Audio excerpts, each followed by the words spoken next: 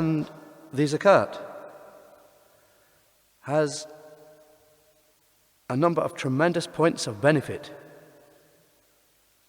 And then the Shaykh goes on to mention 8 points of benefit in the giving of zakat.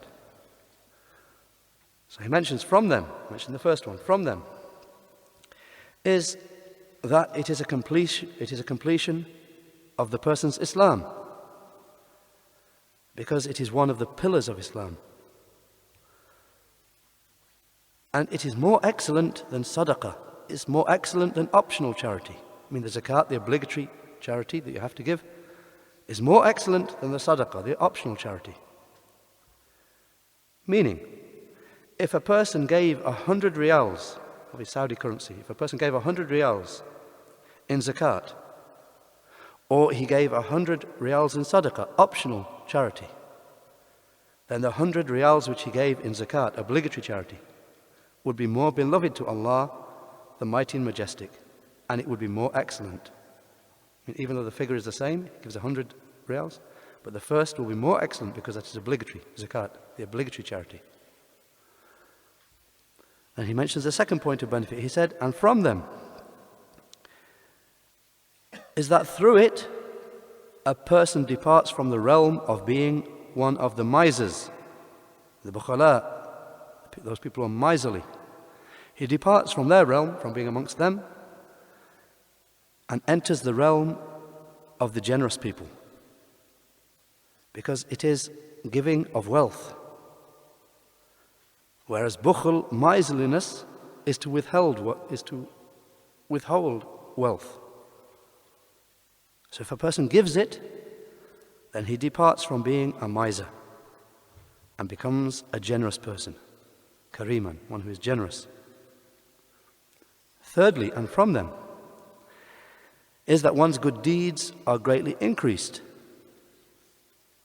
because those people who spend their wealth in Allah's cause, their like is the example of a grain of corn, a single grain of corn that's planted. When it grows, it produces 7 ears of corn, and in every ear there are 100 further grains, 100 new grains. In that one sprout of corn, 7 branches coming off, each branch contains 100 new grains. Meaning 1 riyal given is like 700 riyals or more. The one pound or 1 riyal you give in charity, the result is 700 times over or more, just like the corn. And he mentions the fourth point of benefit. He said, and from them is that it brings comfort to the hearts of the poor and the needy, and it repels their state of need, and it is a defense against their anger. Because if the poor and needy are not given from the wealth of the rich, they may become angry, and they may become bold and start to hate the rich people and think that they are living in one valley and the rich are in an entirely different valley. Whereas the Islamic nation is a single nation. It is obligatory that every single person from it believes that he is a single brick in the wall of the castle. He is one wall in the castle, along with his brothers, the rest of the Muslims. Due to the saying of the Prophet sallallahu alaihi wasallam, "Al-mu'minu lil-mu'mini kal-bunyani yashuddu ba'duhu ba'dah." The saying of the Prophet sallallahu alaihi wasallam, the believer to the believer is just like a structure, just like a wall, just like a building, each parts of which support the rest.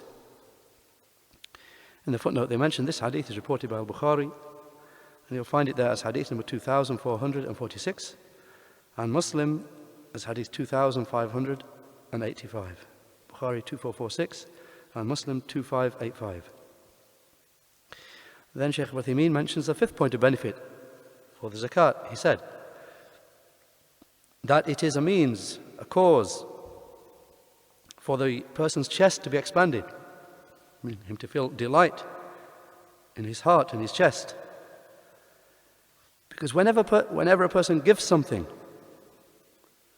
from his wealth, then Allah causes his chest to expand for him. He feels the effect of that in his giving. And this is something which is experienced and found to occur. If a person gave in charity, with the slightest amount of the obligatory zakat, he would certainly feel delight in his heart out of his love for good. And he mentions the sixth point of benefit. He said, and from them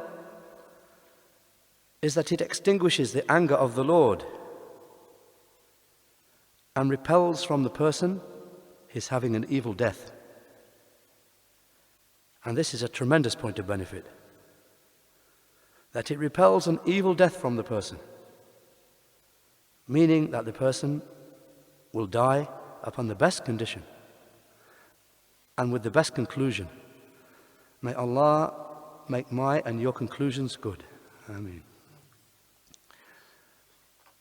The Shaykh said, this is the most precious thing for a person, because that is the time when he leaves this world and goes on to the hereafter. And as-shaytan, Satan, is most eager against the son of Adam at his point of death. That's when he is most eager against him, because it is the decisive moment. Either he will go to be from the people of the hellfire or from the people of paradise. And as occurs in the hadith of Abdullah ibn Mas'ud, إن أحدكم لا يعمل بعمل أهل الجنة حتى ما يكون بينه وبينها إلا ذراع فيسبق عليه الكتاب فيعمل بعمل أهل النار فيدخل النار وإن أحدكم لا يعمل بعمل أهل النار حتى ما يكون بينه وبينها إلا ذراع فيسبق عليه الكتاب فيعمل بعمل أهل الجنة فيدخلها. The famous hadith that from Abdullah ibn Mas'ud radiallahu anh, one of you may perform the actions of the people of paradise until there is not between him and it except a cubit, except a forearm. But then what was written upon him overtakes him, and he does the actions of the people of the fire, and therefore he enters the fire. And one of you may act with the actions of the people of the fire until there is not between him and it except a forearm, cubit.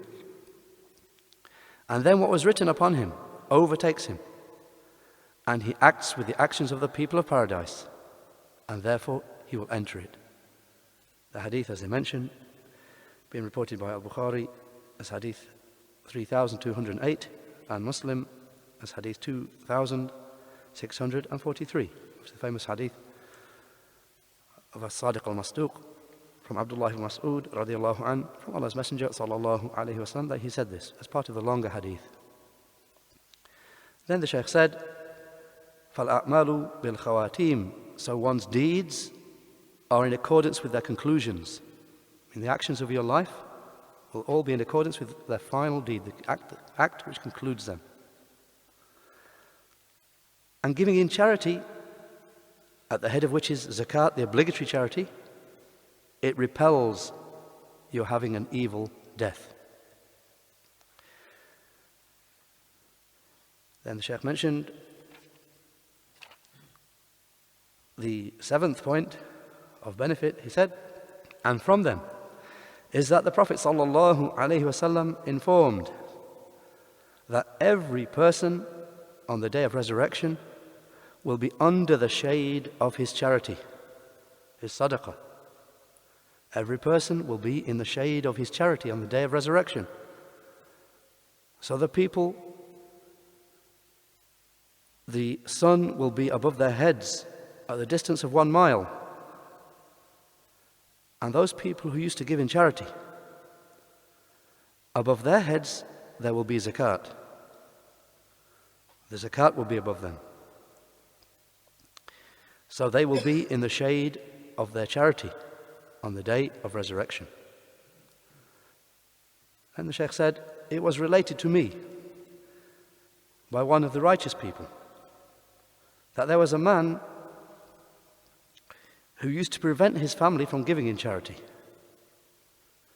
And he used to say, do not give in charity, don't give anything in charity. And then one day he went to sleep and he saw a dream in which it was as if the last hour had been established.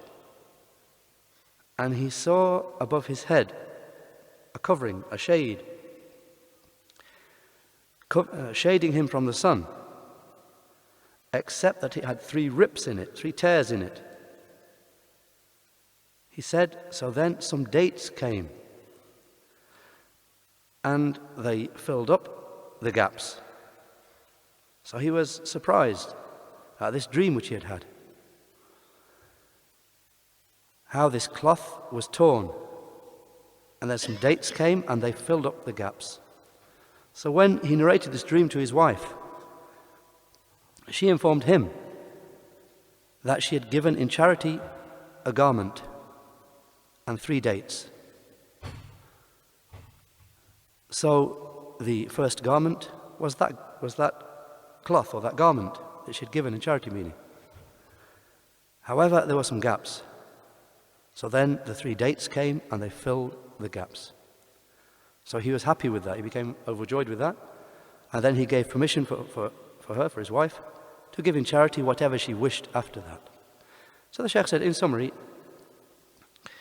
that this dream is in accordance with the saying of the Messenger sallallahu alaihi wasallam, كُلُّ امْرِئٍ فِي ظِلِّ صَدَقَتِهِ يَوْمَ الْقِيَامَةِ. Every person will be in the shade of his charity on the day of resurrection. And just before moving on, with regard to this hadith, as a side point here, even if there's a slight bit of length to it, and with regard to this hadith, I mentioned the footnote reported by Imam Ahmad, and it's mentioned it occurs as a hadith of Uqba ibn Amir radiallahu anh, that he said, I heard Allah's Messenger sallallahu alaihi wasallam say, every person will be in the shade of his charity until judgment is carried out upon the people. The narrator said, one of the narrators in the chain, whose name was Yazid, he said, and Abu Khair, the one he was narrating from, Abu Khair had not used to miss a single day, except that he gave something in charity in it, even if it was a small cake, or an onion, or the like. With regard to this hadith, Shaykh al-Albani said, in his checking about Targhib wa Tarhib, Sahih wa Targhib, this hadith is Sahih, authentic. In the book where Shaykh al-Albani checked it as well, at Targhib wa Tarhib, Imam al-Mundhari in that book, he brings another couple of reports, and from them, other narrations of this same hadith. So we'll just mention a couple of them for the benefit, inshaAllah. Imam al-Mundhari said, and in the narration of Ibn Khuzaymah also, with the same chain which goes back to Yazid ibn Abi Habib, from Marthad ibn Abdullah, or from Marthad ibn Abi Abdullah al-Yazani, who is Abu Khair, the Abu Khair mentioned, that he was from the first of the people of Egypt who used to go out early to the mosque. And he was there in Egypt when he was first conquered. He used to go out early to the mosque. He said, and I never saw him entering the mosque ever, except that he had some charity to give in his sleeve, kept in his sleeve, either some coins or some bread or some corn. He said, even to the extent that I saw him with an onion which he was carrying.